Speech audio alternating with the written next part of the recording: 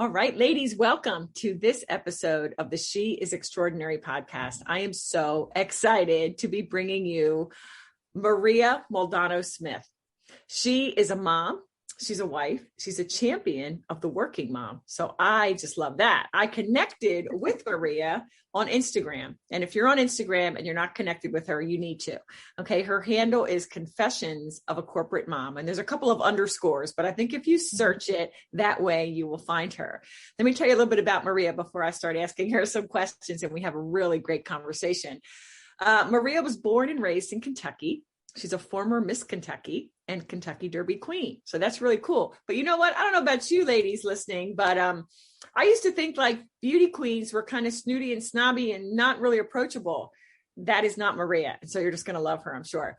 And now Maria really loves her home state of Kentucky, but her corporate career took her away from that. And she spent the last 15 years in corporate America working for 4 major companies in 3 different industries.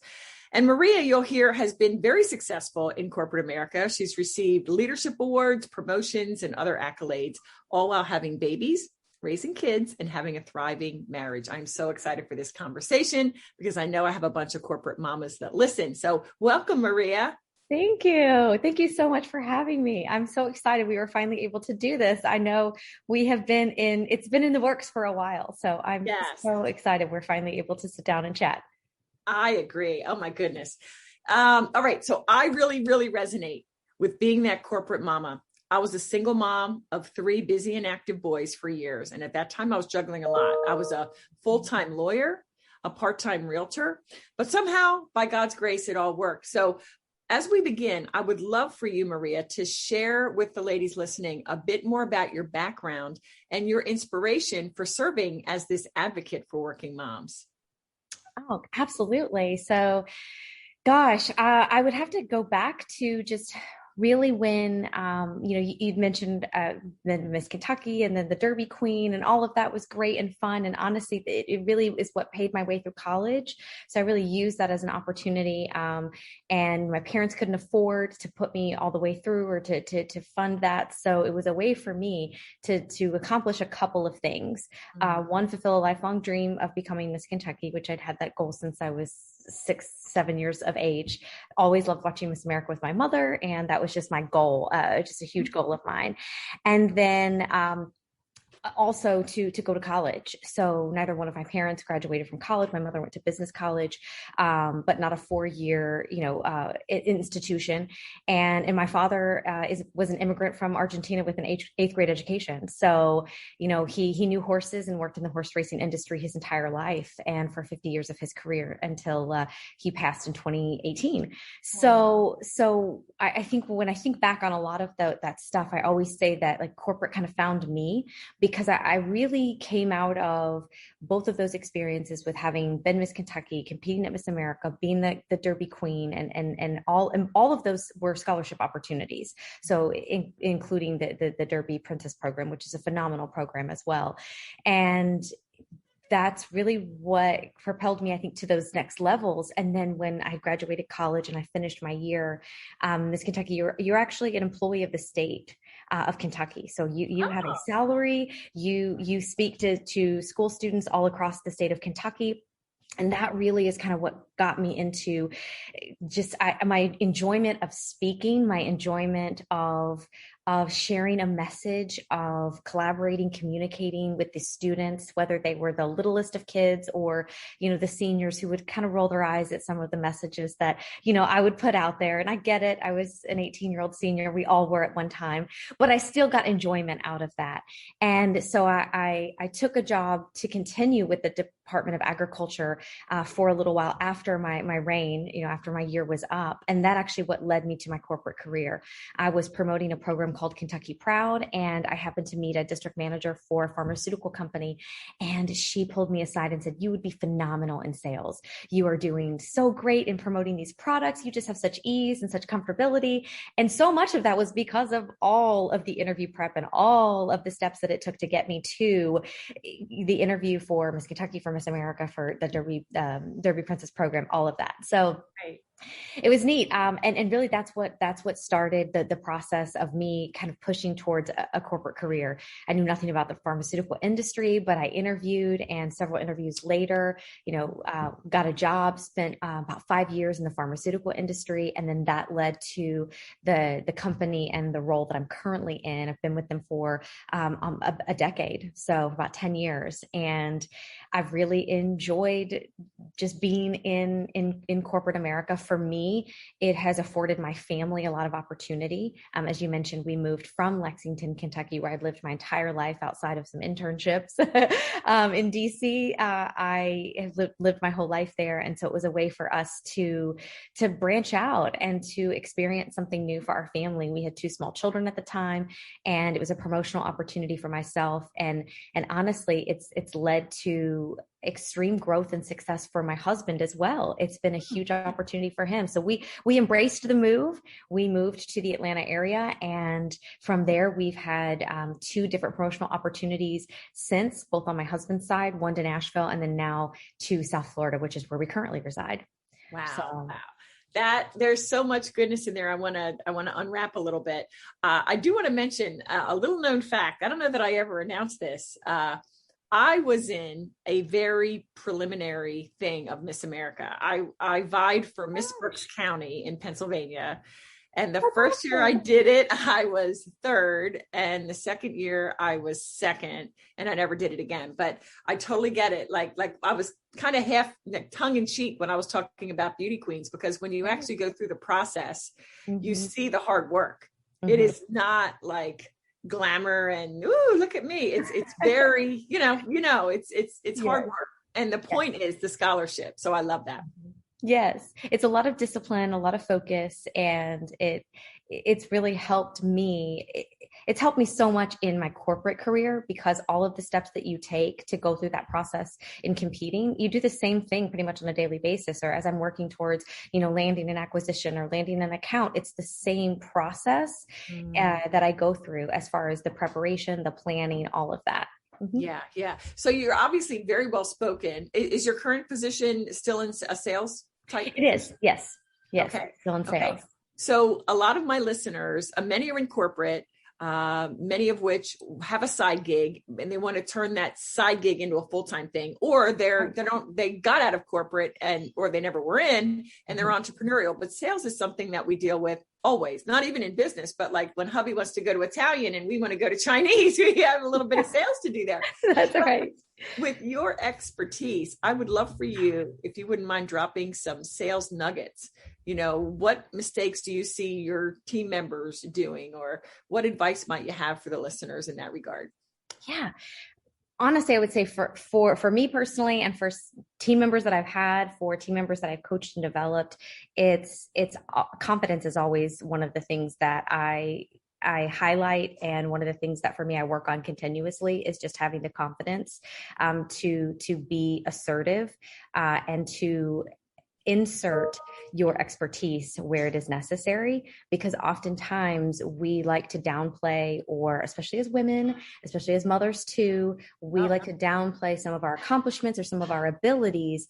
And we don't want to be as forceful, because we don't want people to think that we are being pushy or we're being too aggressive. So confidence is a big one that I've noticed just in myself over the years and in others as well. And so whenever I've had female team members, we've coached and developed around that quite a bit. That's true. So how does one who doesn't maybe feel great about herself, whether it's the way she looks or she's feeling like she stumbles over her words when she's talking to people, what are some tips in gaining that confidence that is so necessary? Practice is the first word that comes to mind when I think about just doing something consistently over time. And I used to have a teacher who always used to say, it's not practice makes perfect, it's perfect practice that makes perfect. And so it's doing that consistently, but doing it right, and how you would need to do it consistently in order to get the result that you're wanting. I've had coaches over the past too who've always said, in order to execute flawlessly, you have to do all of the little steps that lead up to that, because if you miss any of those in the process, then you can unfortunately execute how you want. So everything is so process driven when it comes to sales. And that's also something that a lot of people tell themselves they're not good at sales. And to your point, we all are salespeople. Every person that walks this planet, my children are the best salespeople in the world because they convince me every day of things that they need that I know that they don't, but they're really good at convincing me that they need this app on their phone or they need me to purchase something for them off of Amazon. So I always sometimes take life lessons from my children and say they're the best salespeople in the world because they know how to get what they want. Yeah. And they're doing it from nothing else other than the fact that it's satisfying a need for them. So when I think about it from that perspective, when I'm, in a sales environment, in trying to put myself in someone else's perspective or someone else's shoes, it's really just trying to give them what they might not know that they need. And so the confidence, the practice, and then insecurity I found especially plagues women. And this was one thing that when I started the blog and started doing the Managing Motherhood series and all of that, which I know we'll get to, that was one thing that I found sadly was very consistent in a lot of the women that I worked with, was the lack of confidence was really just a byproduct or a cause of having a lot of insecurity around their ability. Mm-hmm. That whether it was not being told enough, from that positive reinforcement that they are really good at what they do, or that they just were always so critical of themselves, and that over time that had just led to an insecurity in their own abilities. That was probably one of the saddest aspects of coaching and developing women that I've run into over time. So it's women empowerment and support is a huge personal driver of mine, because I don't think we tell each other enough how awesome we are. So I love the message of your podcast and just, she is extraordinary, because we don't hear that enough. We hear all of the things that we're not good at. We hear all of the things that we need to do better, but we very rarely remind ourselves of the things that we're really good at. Right. So I'm a huge fan of Strengths Finders because it focuses on your strengths as opposed to weaknesses. Yes. And I'm a huge proponent of really capitalizing on all of the things that you do well and making those the focal point of your success. Mm-hmm. Gosh, I love all of that. And, I believe that God gives each of us a genius zone. Like there's something special in each of us. It's a special talent, special skill, an ability. And, we as women, we tend to be more humble and we don't want to brag. And you've mentioned some of that. But sometimes we don't even realize what our zone of genius is. We just take it for granted. I've always been good at that. What do you mean that's a big deal? Isn't everybody good at that? So to your point, acknowledging what you're good at and, understanding that God gave you that for a purpose. So you shouldn't, hide it under a bushel. You should tell everyone about it so that you can help them. So that's really great. I really appreciate that. You had mentioned something else that I wanted to touch on, and that is, the little things matter. You talked about the importance of the process of what you're doing, whether you're in corporate trying to go up the ladder, or if you're in entrepreneurship trying to get to that next level. So I think sometimes we look at somebody 10 steps ahead of us and we're like, oh, I'm so far behind. And then we skip or we rush or we feel behind. So I really appreciate all of that. Let's talk about Confessions of a Corporate Mom and Managing Motherhood. Okay. You are a corporate powerhouse and a great mom. Well, thank you. And besides a corporate powerhouse, an amazing figure on Instagram and, a great mom, and you have a great marriage. Okay. My question is, how the heck do you do it all? Like, what's your secret? So I don't do it all. I think that's probably the biggest thing I've learned myself is I get asked that a lot. Oh gosh, how does she do it? And I read the book even that came out, a decade ago. And I think there was a movie even that Sarah Jessica Parker was in, I don't know how she does it, or how does she do it all? Something to that. I remember that. And I've always been that person that's extremely real about my inability to cook or do anything in the kitchen. I love folding laundry. I actually do have a weird obsession with laundry, and it's a stress relief for me. So, oh wow, that's interesting. For all of those people who are like, what? Some people like to, cook in the kitchen and do all of that, but nope, for me, it's definitely laundry.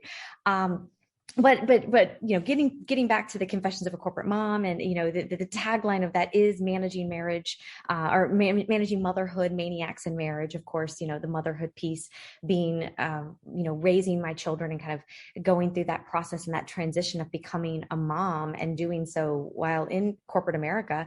And then my maniacs, of course, are my three amazing little angels, and then my marriage, because one thing I didn't want to have fall apart, which I have mismanaged my marriage at times as well. And I'm very, very honest and open about that too, that, when you don't water a plant, it dies. And I have a severely brown thumb. So I'm someone who constantly has to tend to, my marriage and my relationship with my husband, because it's important to me. I want to be married for 100 years. So, and so we've had to work on that, but the blog really was born out of my initial kind of being thrust into a leadership role and not necessarily knowing how to deal with all of that. So to your point, how do you do it all? I was fumbling through all of it, and I needed some type of a therapeutic outlet in order to process everything. So I thought, well, I'll start a blog. We'll just see how this goes. And so at first, a lot of it was just me writing. And for the first year or two, I published very few pieces. A lot of them just stayed for me, just for me personally. And then as I would post a piece here and there, I would get such fantastic feedback from people saying, you got to keep doing that, or I feel you, I'm right there with you, I'm having the same type of feeling. And then transitioning that over into the social media space, realizing that there were not a lot of motherhood accounts. I could go follow any fashion icon or wannabe influencer when it came to, fashion and how to dress, or this product, what to put on your face, etc. But as far as filling my cup from a motherhood standpoint and being a working mom, there was nothing out there. And I'm so happy to say that now there's so many wonderful mothers who have gotten into this space, who have really just flooded the social media atmosphere with so much great content, so many great funny memes, but just things that really kind of join us together in solidarity, that bind us, because motherhood is not meant to be done alone. But 10 years ago, 5 years ago, I felt very isolated. And what I kept hearing from all of my other mom friends was that they felt the same way. Yeah. Did you ever deal with guilt? Like, am I really a good person, a good mom, if I feel that I need to work outside the home? 100%. Yeah, it's something. Sure. Mm-hmm. Yep. It's something that I really struggled with, and still to a certain extent struggle with. Honestly, how have my kids adapted? How have they become these resilient, responsible human beings? My oldest is 13, my middle is 11, and my baby is 4. And when my older two were younger, that's when I was in the thick of my growth and progression in my career. And so there were many times, and we talk about managing motherhood, and I managed it very poorly at one time. And I'm always very open about that, because I think women and moms, we need to hear that from other women, because what I don't want the perception to become is that I do have my stuff together all the time, because I don't. There are so many days I wake up and I think I don't even have my plan for today. I got to get it together. And then there are other days that I absolutely kill it. We slay our days, and then we have other days that just completely fall apart. And that happens in parenting, that happens in motherhood. But the mom guilt piece was a huge component of the first 5 to 7 years of my older two children's lives, because I was gone a lot. Mm-hmm. And a lot of it, honestly, looking back now, was me unrealistically pleasing everyone else but myself and my family. And so that's the other aspect of that mom guilt that I realized over time. There's always tenure in everything in your career. You learn how to navigate things more smoothly. Same thing with motherhood. Mm-hmm. And so that's what I really found was, over time, I was just unwilling to compromise my family for work. Yeah. I love that. And I so appreciate your transparency about that. I will tell you, for the first, many years as a lawyer, when I was on trial, I was not home. I mean, I would barely get home at midnight, and I would get up at like 4 a.m. to get into Philadelphia from where I lived. I mean, it was just a lot. And I remember one day when God allowed the light to go on in my head, where he said, you know what? I made you to do this. Like not every woman is made to be at home. And that doesn't mean that I'm less of a mom, or, that I don't care about my kids as much. But I'll tell you, I, for the longest time, just felt like I must be a horrible person. I love my kids. I adore my kids. Why do I feel like I need to be a lawyer? So yeah, I can see you shaking your head. So you agree. You see, I totally agree. I know exactly that feeling. Believe me, there were times during my maternity leave when I would think to myself, no, this is where I'm meant to be. This is where I'm meant to be, because you get so caught up and you're so hormonal and emotional and everything, And then as I would shift back and make that return to work, I'd slowly realize, oh no, I was missing this. I needed this. This is, I need both. I need both in my life. And I have some incredible stay-at-home mom friends who honestly have been my lifeline. I mean, we need both in the world. And so there's no right or wrong answer. It's whatever works best for you and for your family. And I have friends who have been called to be stay-at-home moms, and that's phenomenal. Mm-hmm. But to your point, yes, the guilt of why do I feel this way? Why is my career so important to me? Yeah, I've just learned to accept it. I've learned to accept it and to realize that for me, regardless of whether I could or, had the means to not work, whatever, I would find myself doing something because that's just who I am. Right. And I feel like when I finally accepted that, I realized that made me a better mom. Mm-hmm. And it made me a better wife because I felt fulfilled. But to your point earlier, you mentioned about how sometimes we ladies are hard on ourselves, certainly, and hard on each other. And this is going back to like the late 90s when I was in my 30s and raising my kids. And I remember feeling like the stay-at-home moms were almost pitted against the working moms. Mm-hmm. And I don't feel that now. And I hope that my sense of that is correct, because we need to stick together. We are in this thing together, whether we're at home full time or we're working full time, or in light of COVID, we're doing both at home. So I really, really appreciate that. I want to shift gears a little bit, and we're talking about confession. So I want to throw something out there, an issue, and see if you've dealt with this. Okay. I was in corporate as the director of HR and general counsel for a number of years. And my boss, most of the people I worked with were great, but my boss was a male chauvinist pig. He was disgusting. I mean, really, I don't mean to be whatever, but I don't say that lightly, but he was just horrible. And then being in the law, there was absolute discrimination that I had to deal with. The best cases got assigned to the men. When I had to come home and take care of the kids, I was looked down upon. But if a guy went home, all of a sudden he was a great dad. So it's funny, how that happened. So have you dealt with these types of issues, and how do you handle it? So I've always worked in a male-dominated industry, pharmaceutical sales. I work in the automotive industry now in the captive finance space, and also worked briefly in the rental equipment, space as well. Mm-hmm. All three of those industries, male-dominated. You'd be hard pressed outside of some very obvious industries, I guess, to find one that isn't male dominated. So I always say that says more about our society than the companies, because the companies were structured by men for men. So they only know what they know, and they keep, unfortunately, perpetuating a lot of the same types of mentalities and processes and procedures that they have done for years. So yes, absolutely. I have been met with, you meet the misogynistic, the frustrating personalities that you really have to bite your tongue sometimes to just get through the end of the conversation. And I say that because, as assertive as I can be, I also know that in sales, sometimes you have to forge through and just push through some of those relationships. But I've also worked for some incredible men too. And that's the other piece of this, is that I've also worked for some incredible men who have been, one of them is my mentor. He's been my mentor for about a decade. I have both a female and a male mentor because I want the two different perspectives.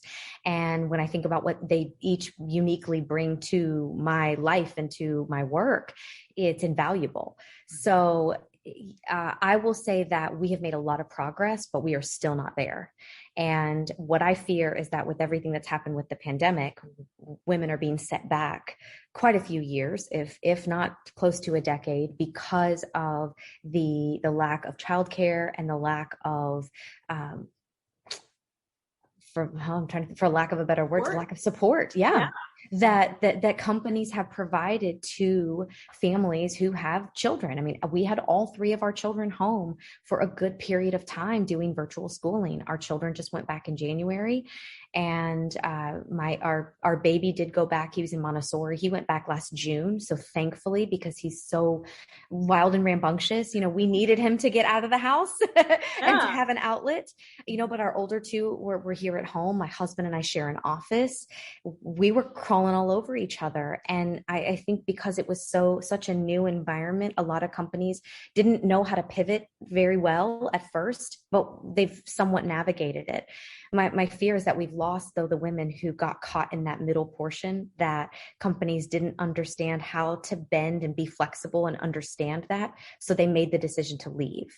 So what now is that the impact that's going to have on, our economy, on just the progression of jobs, and how much more time now do we have to then work to get back at the table, the seat at the table. And so those are some of the things that I think about that sometimes keep me up at night when I talk to friends of mine and just what they've gone through. Yeah. I mean, I've heard the stories too. When was that? In September, I go to Dunkin' Donuts for my morning coffee. And the sweet woman there, it's like 5:30 in the morning. And this woman, she just started to, I said, "How are you?" And that opened up the floodgates. Oh my goodness. I have 3 little ones under 8. And here I am here, and I have to leave here at 8 because, and I had to go out and buy another computer because each of them needed a computer because it's virtual school. And, and I almost started crying because it was hard for me when I had my parents watching my kids, or if I would have had to take them somewhere. But if there's nowhere to take them and I still have to show up for work or make the choice to quit and then scratch my head and say, well, how am I going to pay the bills? I mean, I can't even imagine that. And so if there is anything I could do, or anything I could do to open up my community, to even have a think tank and, try to come up with some sort of solutions, it's so necessary, because women are extraordinary. And I'm not just saying that to plug my own thing, but really, I have never met a woman who didn't care so much and have herself and the expectations for herself as a mom and as a business person and as a corporate mom, so high. She's really striving to do it all. And yet she's met with all these challenges, and she does everything she can to rise to it. And that's why I just love women. I've always been a women's advocate. So I would love to help in any way that I can. Yes, no, same. And I think honestly, what we're doing and just furthering the discussion is huge, because I think the more that we bring to the forefront and to the table of what women's issues are, as far as being able to be a working, contributing member of the family, but also be a part of something, whether that's corporate or whether that's nonprofit or whether that is, running your own business. We just bring such a valuable and unique perspective and skill set to the workforce that is needed. So when that's taken away, there's just so many missed opportunities that companies need to realize. So it's like I said, it's definitely a huge passion of mine, and something that I like to drive personally, and professionally as well. That's really where the Managing Motherhood series came from. Was I want to hear from women who are working moms, who are, leading their families, leading their careers, leading their lives in a way that they have found works for them, because, it's not one size fits all motherhood, and we can learn so much from each other. I completely agree with you. When we band band together, when we support each other, when we communicate with each other, when we empower each other, there's just phenomenal things that can happen. And yeah, I love seeing it and I love supporting it. And I think that's where I have found my calling in that space, is by being an amplification for all of the women who want to share their stories of their motherhood journey. I love it. Yeah. And we are so alike, you and I. I come from very humble beginnings. Dad was a factory worker. Mom stayed home. I was the first one to go to college, first one to go to beyond school like that. And, I also don't know how to cook. Like I don't know how to cook. When someone says it's fun, I'm like, really? I guess if I drink some wine and try to boil some water and open up a can of spaghetti sauce, I guess that could be fun. But this is why we're ordering out is a thing. So. Yeah. But I really do want to change that. See, you're young. I'm 55 and my body's a changing. And so I realize I have to get healthier. All right, so let's wrap this up. This is really good. Now, before we came on the recording, you mentioned how you and your daughter are doing something amazing, that you support Dress for Success Miami. Would you tell us a little bit about that? Yes. So throughout the course of the pandemic, of course, had a lot of time, was working from home every day, wasn't visiting any of my accounts or meeting with any clients or customers. So my daughter and I had a lot of time together, and a passion of mine, like I said, was always supporting women.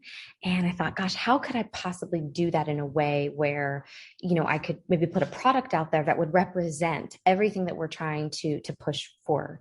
And my daughter always laughs and says that I use a lot of hashtags, which, how in social media and even for the blog, that's how other people find pieces, is you have to stick a hashtag on something. Yeah. So we thought, why not stick a hashtag on a mug to represent all the working mamas out there that we honor, that we celebrate, that we respect, that we love, that we appreciate for everything that they do, not just for their companies and for their careers to drive their own success, but for that of their families, or for that of caring for loved ones. So many women stepped up during the pandemic. Everyone did, on a lot of different levels, but so many women stepped up and had to become so much more than what they initially already were. Already were, exactly. So it was a way for us to be able to support that. And so we've had people reach out and buy the mug for friends of theirs that they wanted to honor and celebrate. And so that's really heartwarming and really super cool.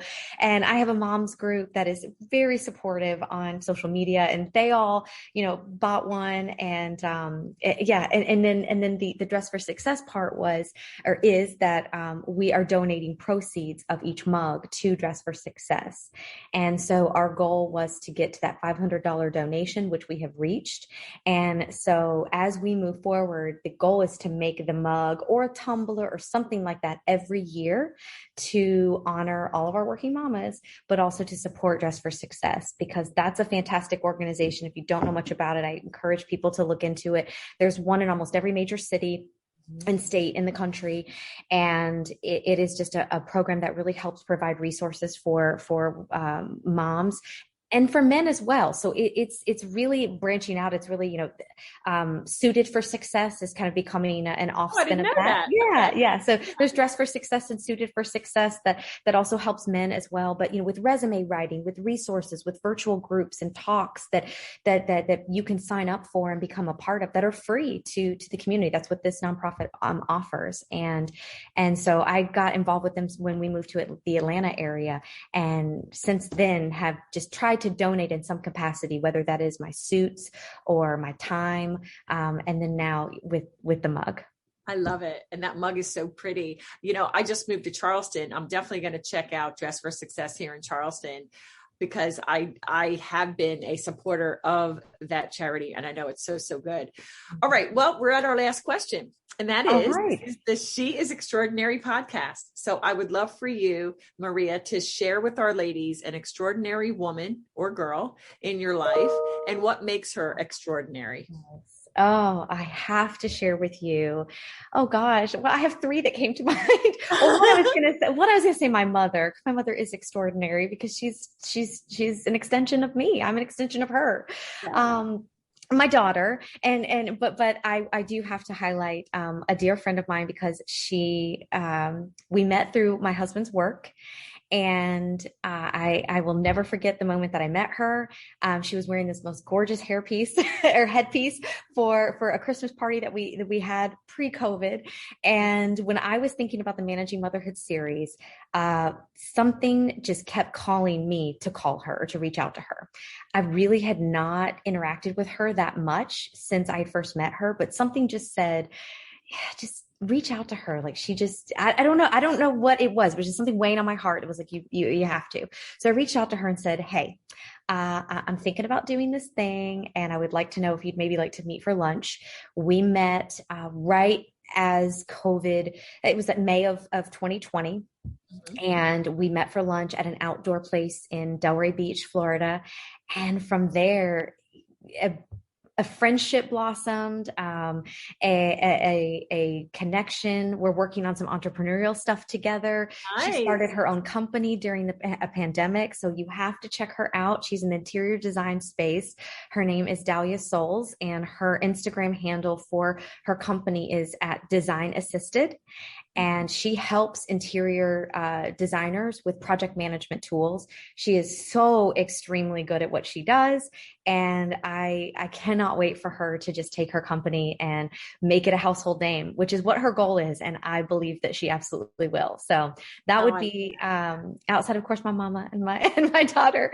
Dahlia is definitely such a gem. And I'm so severely grateful that we were able to meet and connect during this past year, because we moved here. I didn't have any friends, and she has become just a dear soul to me.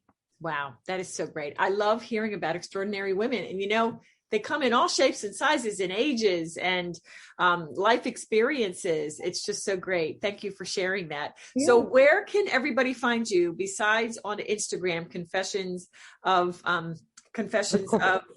a corporate mom? Yes. Yeah, no, you're fine. Mom. So where else can we look? Like, where could they find your blog, or is Instagram the best place to find? Oh yeah, they can go to Instagram. It's like you said, at Confessions of a Corporate Mom, and there is an underscore in between each of those words. So, which makes it a little bit easier to read, I guess, as well. But the website is just www.confessionsofacorporatemom.com. So I'm there. And then I also have a Facebook group. You can search for me under just Maria Smith. And if you put in Maria Smith Confessions of a Corporate Mom, it'll pop right up. And so pretty much all the content that I share from Instagram just gets put onto that. But I am starting this year to do some more interactive stuff on Facebook, because I have found it's interesting. There's two different audiences there. And so I'm trying to just cater to each of those audiences specifically. And if anyone wants to write for Managing Motherhood, they can send me an email at confessionsofacorporatemom@gmail.com. Wow. That's a great opportunity, ladies, especially if your ideal client is a working mama. Mm-hmm. You definitely want to take advantage of that opportunity. Well, Maria, thank you so much for your time. Oh my goodness. This has been great. Thank you. Thank you so much for having me. I really appreciate it.